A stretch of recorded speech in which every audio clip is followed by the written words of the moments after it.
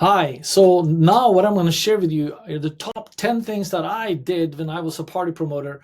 And if you fail to execute on these, your party will go to pittance. And one of the things I learned was that you had to plan and you had to have a lot of excitement for this. So I'm going to take down now the 10 kick-ass ways to build your nightclub promoter team. So here we go.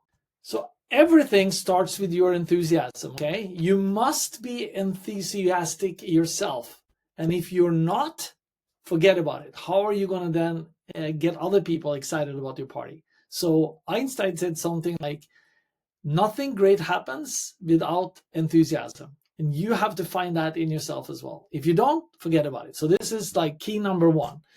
Number two, I use something I call the 20-20 technique. You hear me go into details about that in some other videos, but it's really key. It happened when a friend of mine, who was the best promoter in San Francisco, where I was a promoter for 22 years, I started looking at this guy's parties, and I said, man, this guy's really got it down. And at some point when I got to know him really well, he said to me, Alf, I use a very simple formula. Have you heard of the 20-by-20 formula? I said, no. Okay, so 20-by-20 equals 400, right? Yeah. Do you have 20 friends that you could call over to your house, maybe have some drinks and some appetizers for? I said, yeah. Are those 20 friends the kind of people you want to party with? And do you know enough about their friends that they also have cool friends around them? I said, yeah, I could easily get 20 people. So he said, okay, invite 20 people over to your house, have them all bring a list of 20 people that can call, and they bring their mobile phone, and you create first a little party for them and get the excitement going, maybe on a Friday night where people are off the day after. And let's say you have a party 2, 3, 4 weeks out. That's when we start calling all our friends. And he used this technique to create a massive amount of energy. But not only that, he would for sure get 400 people to that party, and plus ripple effects of that. So what you wanted to do then in this case, not to get into too much details, but you want to write up something in advance, like what, where, when, how, and everything else, excitement, a little message that they could send on a text message to the other person, and maybe also on an email, and then obviously a personal message to them, but they would call them for sure. Okay, or if they had to leave a voice message, they would do that. So they would probably have a list of more than 20 people. Okay, so that is the 20-by-20 technique. Is phenomenal. That's one thing you absolutely have to do. Now, I also started working with sponsors very early on. If you learn how to work with sponsors the right way, you can create something like what I did. So let's say I was going to do a Halloween party or a White Nights party where we celebrated the lightest day of the year. I knew I would get at that time 2,000 to 3,000 people come to my party. Halloween party, over 5,000 people. What I did then with the sponsors, a limousine company in the city in San Francisco, they would get sponsorship on our flyers and emails and everywhere inside the venue as well, in exchange for us getting a free limo, or in some cases a free, a cable car on wheels. Now, we didn't get it for free, but we got to use it.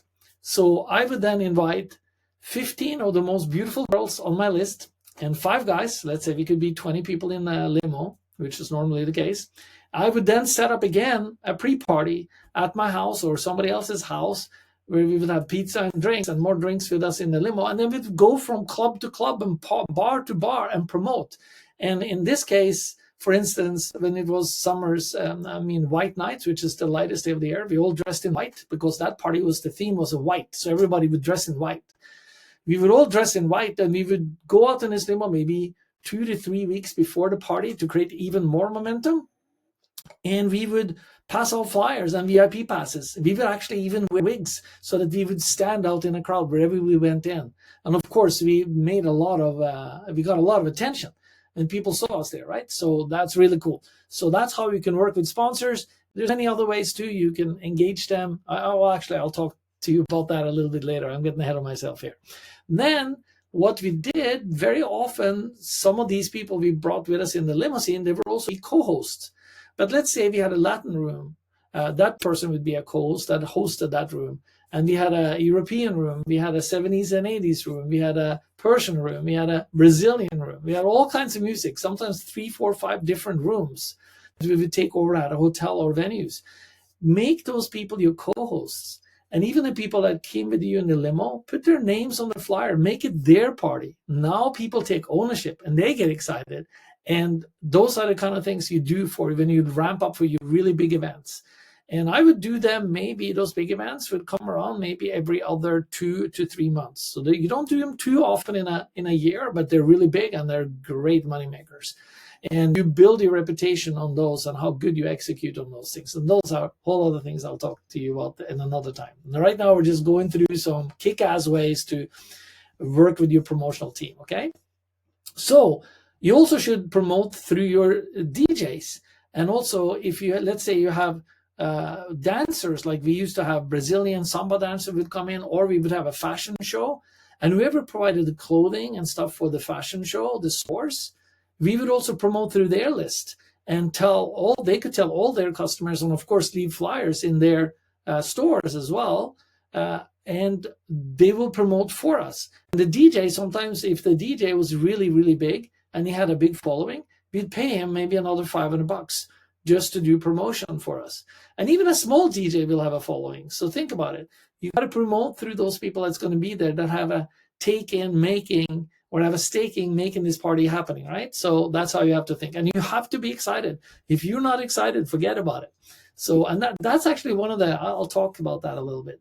One of the things that I had as one of my strengths. So when I was having a party or planning a party, I would write an email. Sometimes I would have a glass of wine just to get into the right mood and play the right music and all of that.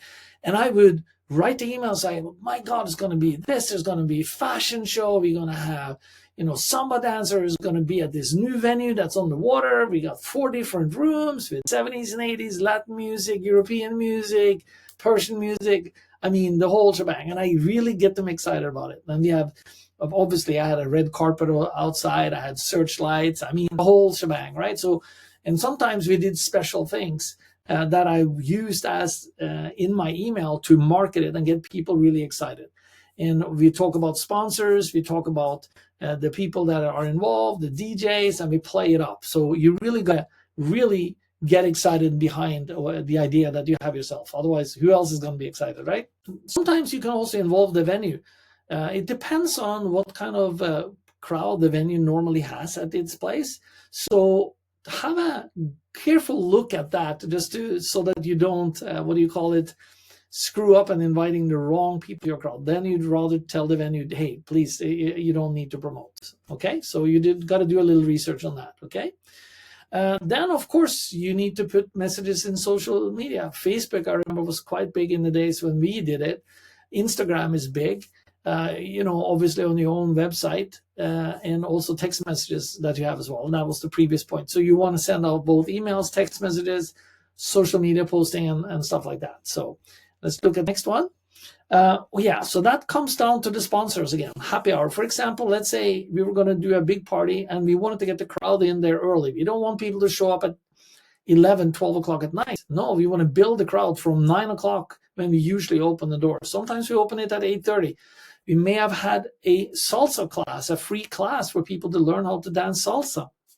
Or we bring a sponsor like a sushi place or another restaurant that could serve food. So we say to people, hey, come there for drink specials and free food, appetizers. And we know this one sushi place, they made 700 sushi pieces for us. And they were there handing out their business card and promoting it and hand-passed hors d'oeuvres. So that puts the event at a certain class, and people would come early for that and mingle and kind of see the party build.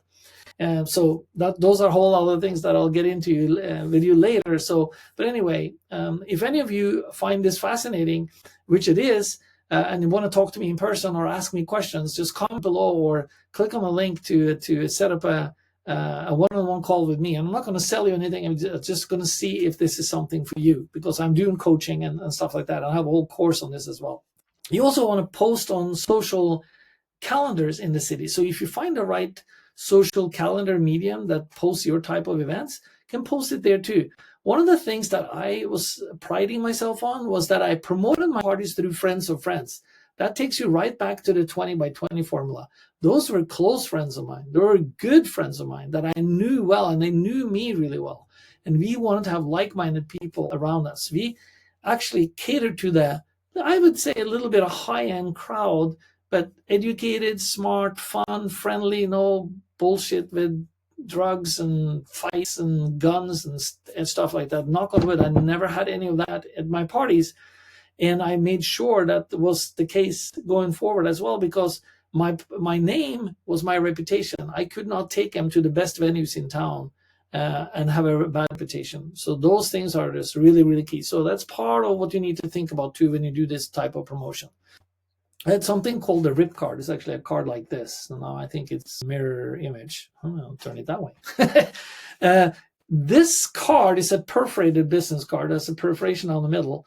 And you actually can give away a VIP ticket to people that are promoting for you. So I empowered my team, even when we were going out in the limo, like 20 of us.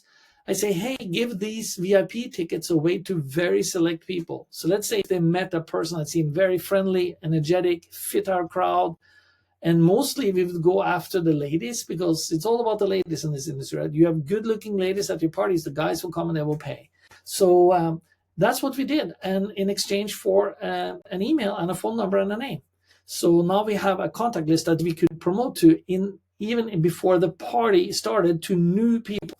So those are key things. So this is how you set yourself up for success. So a lot of different things goes into this, but it's fun. I mean, you can imagine when we had the limousine, I created then a pre-party for all those people at my place or someone else's place with pizza and drinks and more drinks in the car as we toured the town. And so they love to be picked by me and my team to come with us, you know?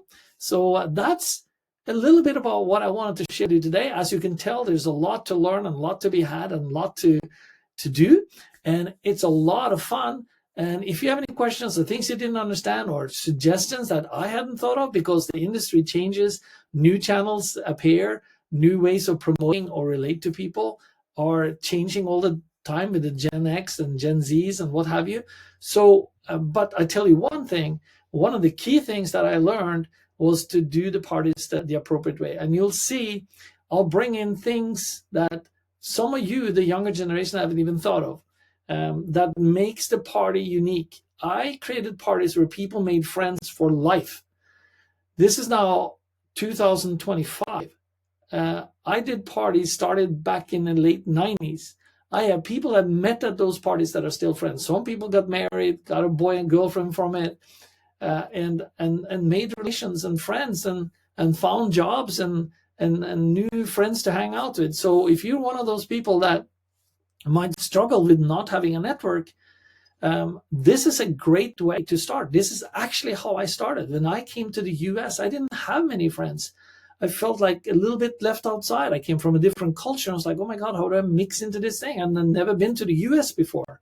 That's how I started. I started doing a party. A friend of mine, a classmate of mine at the university said, Alf, do you want to do a party together? Because he wanted to meet my Scandinavian friends, especially the Scandinavian girls at the school.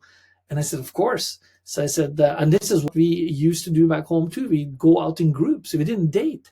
So those are the kind of things that are really, really amazing. And I want you to consider this industry if you are really passionate about creating and doing something and make a change in your own life. Because I know I made a change in a lot of other people's life, including my own. So anyway, I'll see you on the other side. Thank you so much for watching. I hope you're as excited as I am and were when I was in this game. I'll talk to you later and see you on the other side. High five.